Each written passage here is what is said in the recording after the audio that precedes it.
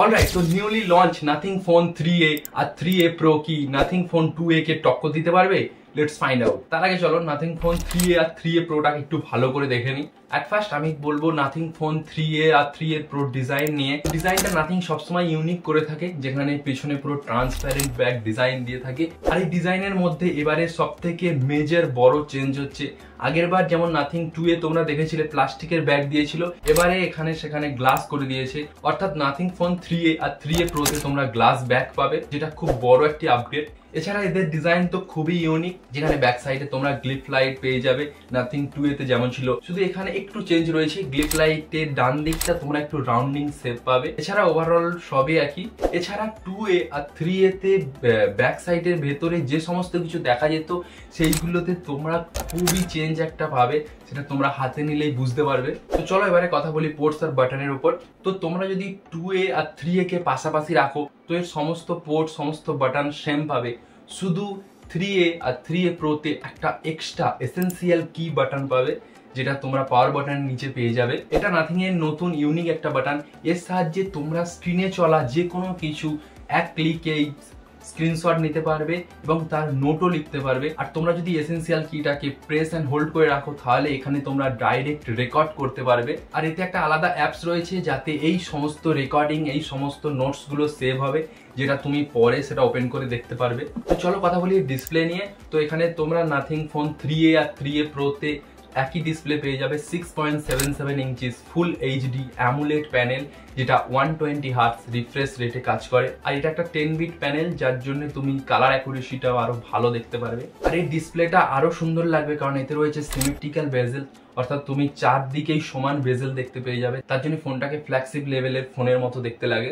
তো চলো এবার কথা বলি এর প্রসেসর আপগ্রেড নিয়ে। তো এখনো পর্যন্ত নাথিং ফোন 2A তে তোমরা দেখেছিলে মিডিয়াটেক ডাইমেনসিটির প্রসেসর, যেখানে এবারে তোমরা পেয়ে যাবে স্ন্যাপড্রাগনের 7S Gen 3 প্রসেসর। তো এই প্রসেসরটা কতটা ভালো সেটা তোমরা ফোন হাতে পেয়ে গেমিং করেই তো বুঝতে পারবে। আর এখানে দুটো ফোনেই তোমরা 5000 mAh এর ব্যাটারি পেয়ে যাবে, যেটা 50 ওয়াটের ফাস্ট চার্জিং সাপোর্ট করে, কিন্তু নাথিং এখনো কোনো 50 ওয়াটের চার্জারই লঞ্চ করেনি। তো চলো এবারে কথা বলি যেটা এবারে নাথিং এর সব থেকে বড় আপগ্রেড, সেটা হলো ক্যামেরা। তো তোমরা নাথিং 2A তে দেখেছিলে যেখানে ব্যাক সাইডে দুটো ক্যামেরা ব্যবহার করা হয়েছিল, 50 মেগাপিক্সেল 50 মেগাপিক্সেল ওয়াইএস এর সাথে, একটা মেন ক্যামেরা একটা আলট্রা ওয়াইড ক্যামেরা, আর ফ্রন্ট ক্যামেরা তোমরা 32 মেগাপিক্সেলের পেয়েছিলে।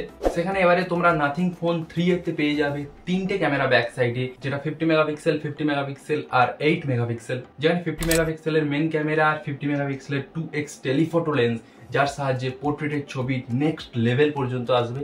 এছাড়া রয়েছে 8 মেগাপিক্সেলের আলট্রা ওয়াইড ক্যামেরা, আর ফ্রন্ট সাইডে তোমরা সেই আগের মতোই 32 মেগাপিক্সেলের ক্যামেরাই দেখতে পাবে। তো এবার আসি নাথিং ফোন 3 এর ক্যামেরায়, যেখানে ব্যাক সাইডে তোমরা ক্যামেরার ডিজাইনটা অন্যরকম দেখতে পাবে।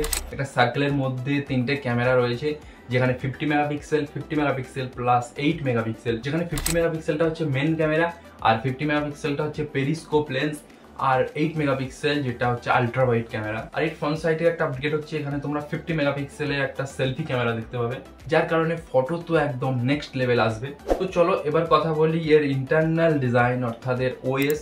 তো যেহেতু আমি নাথিং ফোন 2A ব্যবহার করছি, যেখানে সেম ওএস এবারে নাথিং ফোন 3A আর 3A প্রোতে দিয়েছে, তো যদি আমি সেই ওএস নিয়ে কথা বলি তো নাথিং এর ওএস এখনো পর্যন্ত আমার ব্যবহার করা বেস্ট ওএস।